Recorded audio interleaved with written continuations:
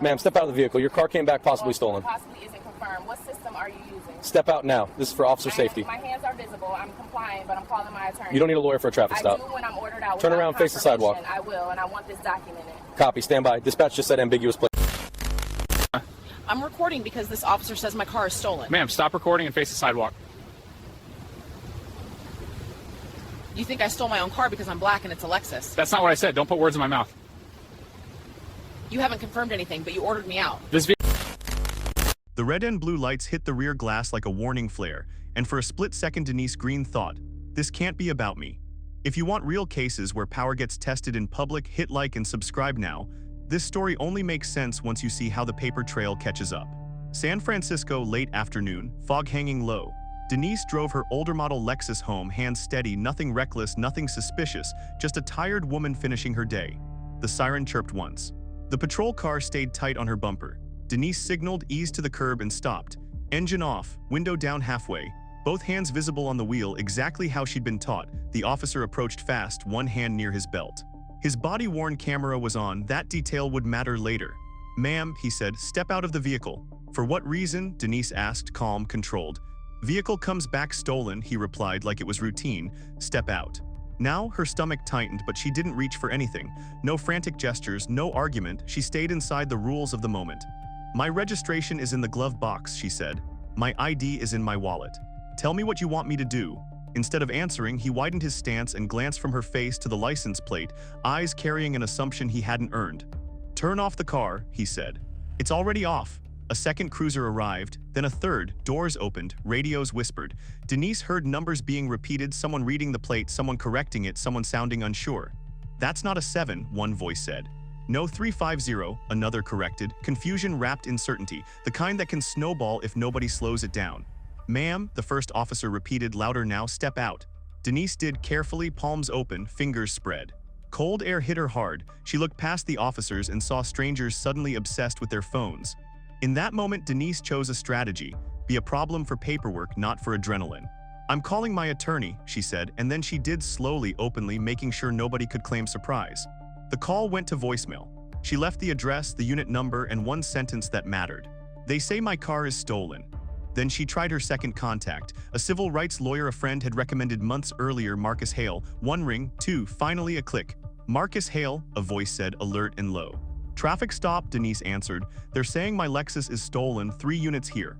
Don't explain, Hale said. Don't consent to searches, ask for the supervisor, and say this. You want a copy of the body cam and the plate reader hit. Denise repeated it back, word for word, like she was taking dictation. When she ended the call, she didn't plead. She didn't bargain. She kept her voice even. Tell me what system you're using, she said, and tell me what it's showing. The officer's jaw tightened. He turned slightly away, speaking into his radio, trying to keep control of the frame. Denise watched the wobble in his certainty. Somewhere inside a license plate reader, a mistake had just pulled 3 cruisers onto her street. And if Denise handled it right, the mistake wouldn't stay anonymous. The supervisor arrived 8 minutes after the stop began. His name tag read SGT, William Porter, and unlike the first officer, he walked instead of rushed. By then, the license plate reader hit had already been rerun twice. Both times it came back clean. Denise stood on the sidewalk, jacket zipped, phone in her hand, posture neutral. She hadn't been cuffed. That mattered. The body cam captured it clearly. No resistance, no raised voice, no sudden movement. What's the status? Porter asked. The initiating officer answered fast, too fast. He referenced a possible match, then corrected himself mid-sentence. The story shifted slightly as he spoke. Porter didn't interrupt, he just listened. Denise waited until the pause. Sergeant, she said, I'd like to know what database flagged my vehicle and I'd like that documented. Porter looked at her for the first time, really looked. Not at the car, not at the plate, at her. We ran it through the automated reader, he said. It happens. It happens how often? Denise asked. Porter didn't answer that. Instead, he motioned to the patrol car laptop. The screen showed the scan history, time stamps, location, result codes. One earlier entry was marked ambiguous read. Another showed manual confirmation pending. That pending confirmation never came, Porter said. But you escalated anyway, Denise replied. The officer shifted his weight. His mic picked it up. A small sound, but one that would later be replayed frame by frame. Porter cleared his throat. Ma'am, you're free to go. There's no stolen vehicle. Denise didn't move. I want a case number, she said, and the names and badge numbers of everyone on scene. Porter nodded once. He knew the signal. This wasn't going away. While one officer retrieved her registration from the glove box, carefully, now another printed an incident slip. It listed no citation, no warning, no violation. Just a stop initiated by automated alert. "What was the probable cause to order me out of the vehicle?" Denise asked. Porter answered honestly. "Officer safety." Denise filed that answer away. She drove home 20 minutes later, hands steady again, but her mind already working. She replayed the phrasing, possible match, ambiguous read, officer safety. That night Marcus Hale returned her call. "They shouldn't have pulled you out," he said after she explained. "But that's not the lever." "What is?" Denise asked. "The pattern," Hale replied. "One stop doesn't move the system, 10 starts to, 50 changes careers." Denise opened her laptop. She requested the body cam footage under public records law, then the dash cam. Then the plate reader logs for that intersection, that shift, that officer. It took 3 weeks for the first batch to arrive. In the meantime, Hale ran the officer's name through court dockets and civil filings. Nothing major, no discipline. No sustained complaints, but there was something else. Traffic stop data, location clusters, time of day overlap, vehicle types, luxury sedans, older models, predominantly black owners. "It's thin," Hale said. "But it's not nothing." Denise leaned back in her chair. She didn't need outrage, she needed volume.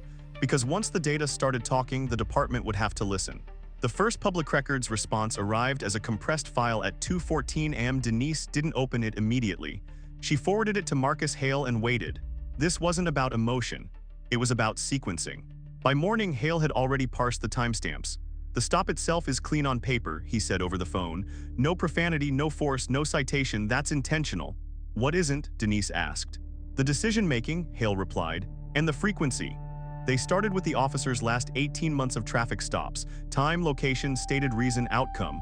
On the surface, it looked routine: equipment violations, expired tags, plate checks. Then Hale normalized the data. Same shifts, same patrol zone, same hours. Patterns began to tighten. The officer initiated plate-based stops at nearly double the rate of his peers, not radar stops, not observed violations. Plate-triggered encounters, and those stops clustered around one thing: high-end vehicles over 5 years old. "Why that category?" Denise asked. "Because they read as aspirational," Hale said. "Which means suspicion fills the gap." They overlaid demographic data pulled from DMV records and census mapping. The correlation didn't scream, it whispered. But it whispered consistently. Black drivers were being stopped at a rate disproportionate to their presence in that vehicle category within the patrol area. No single stop proved intent, but intent wasn't the standard. Policy was. Denise authorized Hale to retain a data analyst, then a second independent reviewer. Both reached the same conclusion: the stop that night wasn't an outlier, it was a point on a curve. 3 weeks later, the body cam footage arrived. Denise watched it once, then again without sound. The officer's posture changed the moment he reached the window. His hand hovered, his feet planted wider than necessary. His phrasing shifted from inquiry to command before confirmation came back. At minute 4, the plate reader error was acknowledged over the radio. The order to step out came at minute 2. "That matters," Hale said, "because training says uncertainty de-escalates, not accelerates." They documented it. Time-coded it, cross-referenced it with departmental training materials. Then Hale filed a formal complaint, not emotional, not accusatory, data-heavy, boring, hard to ignore.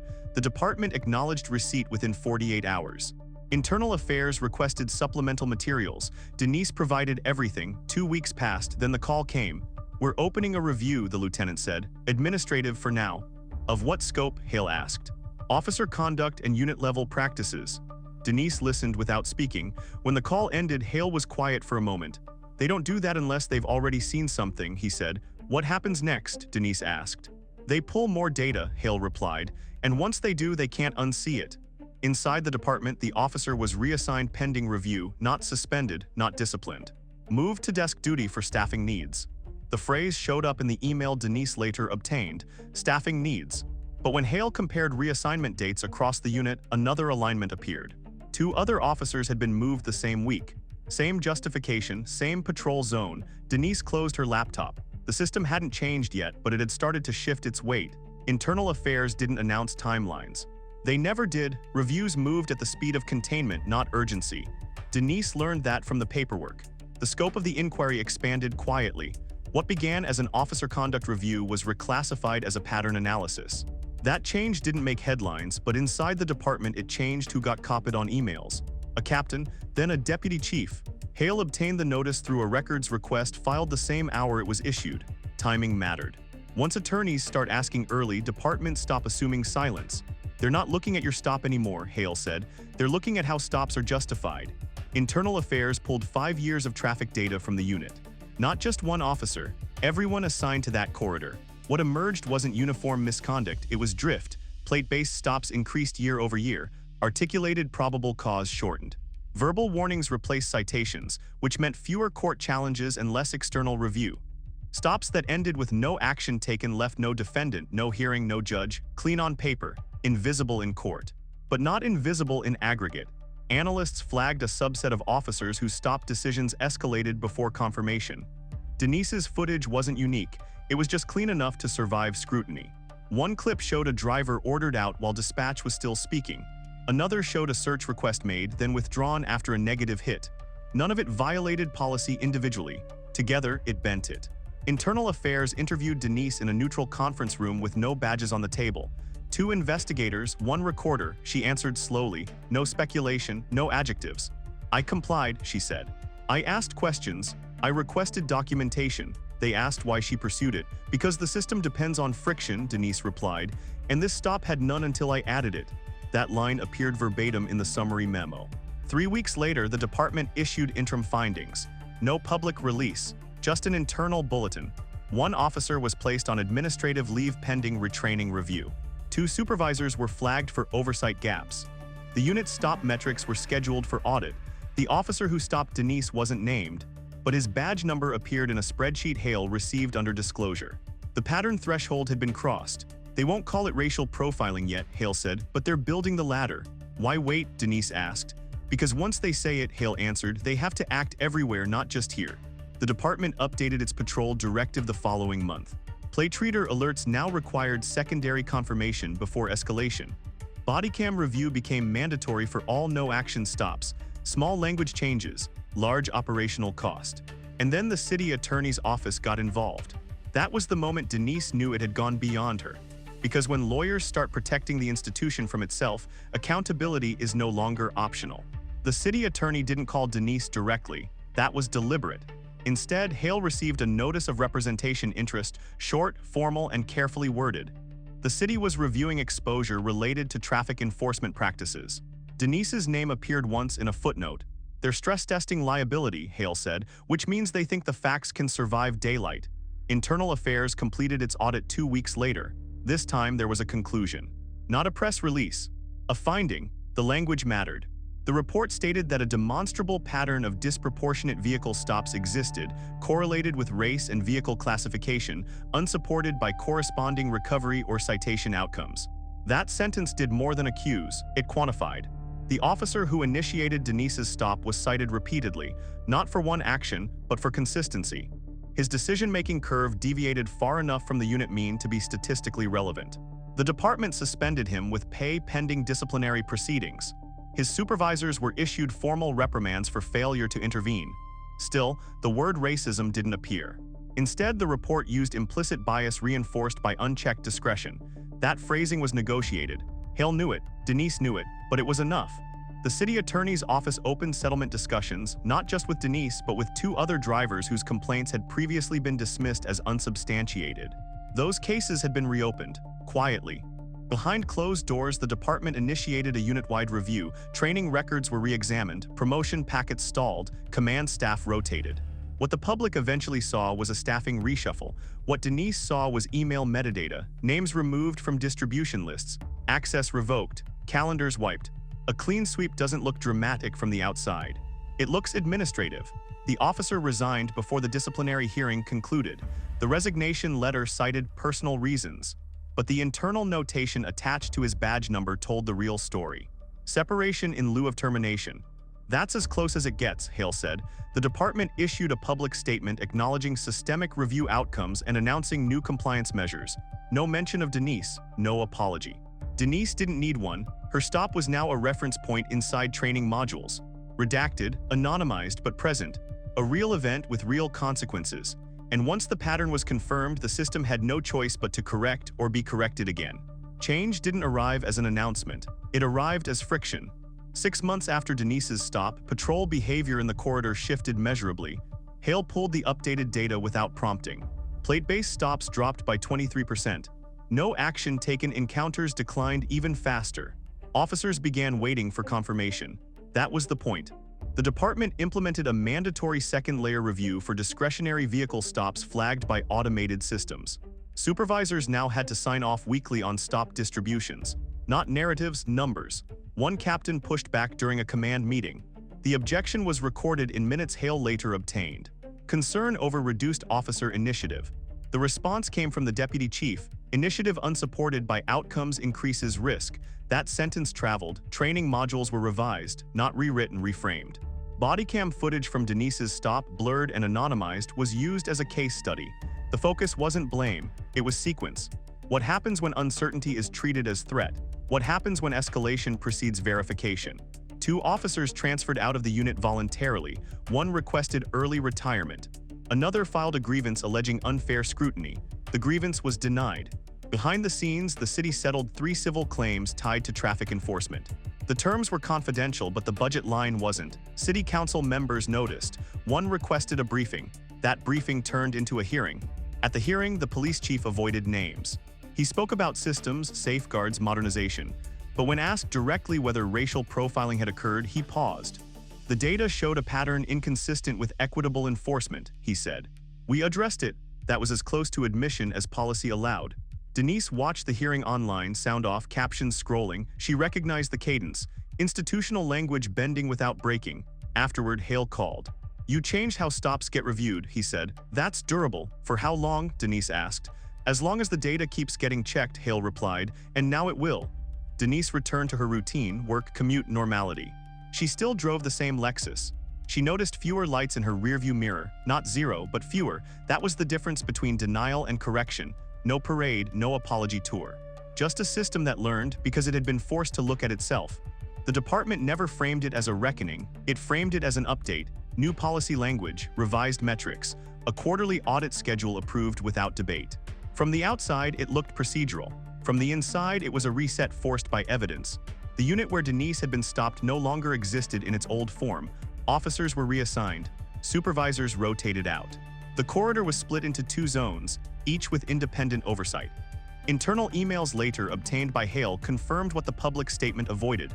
The review had validated a pattern of racialized discretionary enforcement. Not accidental, not isolated, documented. The officer who initiated the stop was gone, not fired publicly, removed quietly. His name didn't appear in press releases, but it appeared in training footnotes and internal risk assessments. That's how institutions remember mistakes, without saying them out loud. Denise never testified in court, she never needed to. The data spoke cleanly enough on its own. The city's settlement agreements included a non-monetary clause that mattered more than money: ongoing access to anonymized stop data for external review. Once that door opened, it couldn't be closed again. This part is bigger than you, Hale told her. You forced a feedback loop. Denise understood that. Systems don't fear anger, they fear documentation. A year after the stop, an independent audit confirmed the changes held. Disparities narrowed, escalations dropped, supervisory intervention increased. No one called it justice, but it was accountability with teeth. Denise kept driving, same car, same routes, same composure. She was stopped once more months later for a broken taillight. The officer explained the reason, confirmed the plate, issued a repair notice. No escalation, no assumption. Procedure done correctly looks boring, that's the point. If this story made you rethink how power actually gets corrected, not through noise but through records, subscribe and stay here. These outcomes don't happen by accident, and they don't happen once. And now the real question for the comments. Do you think this officer would have ever been removed if Denise hadn't stayed calm and forced the system onto paper? Or would this pattern still be invisible today?